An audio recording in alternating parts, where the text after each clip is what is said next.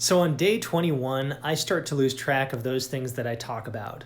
So if I've talked about this before, I'm sorry. I think on some level this theme has come up, but maybe not in these specific words.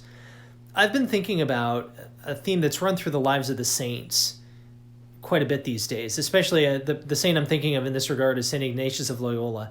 Many saints would have as a spiritual practice, or like basically something for them to consider and kind of meditate upon, how in good times, you know what? Bad times are going to be coming.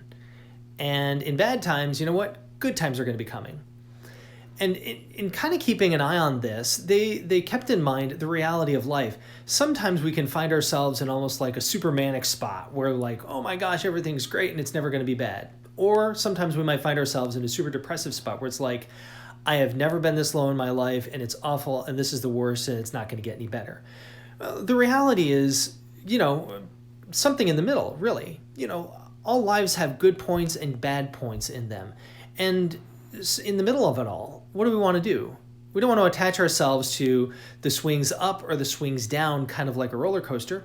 We want to attach ourselves to the person of Christ who sees us through it all, who helps us see the reality of things, and helps us to understand how all of these things work toward our salvation and our going to heaven, and how this is working out in the lives of others. So, if you find yourself in a down period right now, which you probably do in some way, think about those good things that have happened to you before. And if you find yourself, maybe you might be in a little bit of an odd spot.